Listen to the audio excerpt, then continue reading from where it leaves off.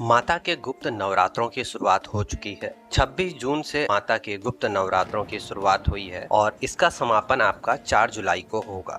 गुप्त नवरात्रि में माता की 10 महाविद्याओं की पूजा की जाती।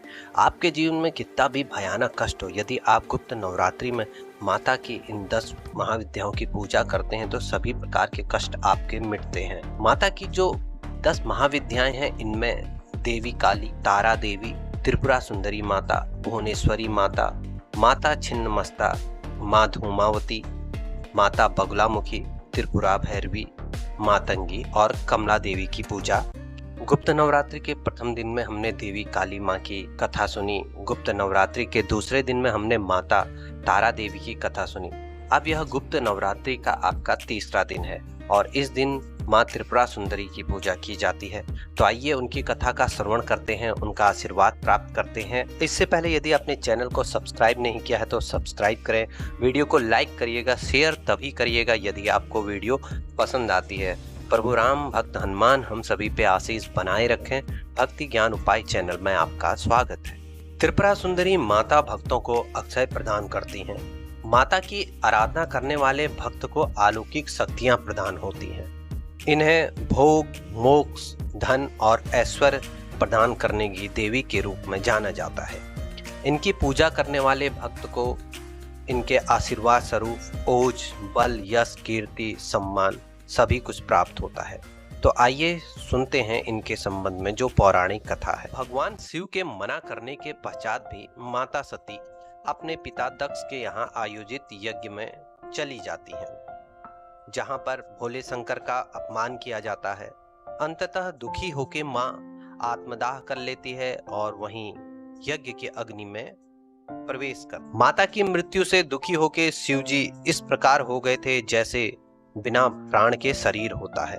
उनका किसी भी कार्य में मन नहीं लगता था। उन्होंने किसी भी प्रकार का कर्म करना छोड़ दिया था और हमेशा ध्यान में मग्न रहते थे, जिसके कारण सृष्टि के संचालन में अव्यवस्था फैलने लगी और संचालन सही प्रकार से नहीं हो रहा था। देवताओं के द्वारा कामदेव जी को भेजा गया शिव भगवान का ध्यान भंग करने के लिए।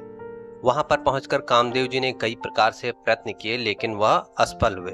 अंततः उन्होंने उन पर मोहिनी बाण छोड़ा, जिससे शंकर भगवान की तपस्या भंग हो गई। लेकिन देवताओं ने ऐसा क्यों किया, तो आइए जानते हैं। शिवजी की ध्यान भंग करने का कारण है ताड़िकासुर राक्षस, जिसने अपनी तपस्या से ब्रह्मा जी को प्रसन्न किया और उनसे वर प्राप्त किया कि उसकी मृत्यु शिवजी के पुत्र के द्वारा ही होगी। शिवजी का ध्यान तो भंग हो जाता है, कामदेव जी सफल भी हो जाते हैं, लेकिन उनके क्रोध से वह बच नहीं पाते हैं और शिवजी कामदेव जी को भस्म कर देते हैं। रति को पता चलता है, वो विलाप करने लगती हैं। रति के विलाप को देखकर शिवजी कामदेव जी को द्वापर युग में श्री कृष्ण के पुत्र के रूप में जन्म लेने का वरदान देते हैं और फिर वह अंतर्ध्यान हो जाते हैं। कामदेव जी की जो राख थी, उससे एक मूर्ति का निर्माण किया जाता है और उसका नाम भांड रखा जाता है। शिवजी के क्रोध से उत्पन्न भांडासुर तामसिक गुणों युक्त था, जो कि तीनों लोकों में आतंक मचाने लगता। सभी देवता उससे परेशान हो जाते हैं। उसने इंद्र के समान स्वयं का स्वर्ग बना लिया होता है और उसमें शासन करने लगता है। भांडासुर के आतंक को समाप्त करने के लिए सभी देवता नारद मुनि के पास जाते हैं और उनसे उपाय पूछते। नारद मुनि देवताओं को उपाय बताते हैं। इंद्र और देवता माता देवी की आराधना करते हैं। आराधना के फलस्वरूप देवी त्रिपुरा सुंदरी प्रसन्न होकर भांडासुर का वध करती हैं और देवताओं को उसके आतंक से मुक्ति दिलाती हैं।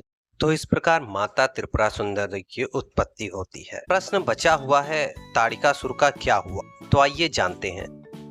माता पार्वती, जो कि माता सती का पुनः अवतार हैं, भगवान शिव और माता पार्वती के विवाह के पश्चात उनको एक पुत्र की प्राप्ति होती, जिसका नाम कार्तिकेय था।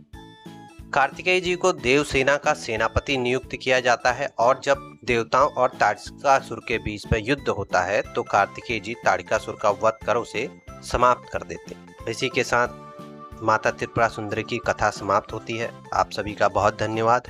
वीडियो को समाप्त करता हूँ। कल मिलते हैं आपसे माता भुवनेश्वरी की पौराणिक कथा को लेकर। वीडियो को सब्सक्राइब करिएगा। धन्यवाद। जय श्री राम।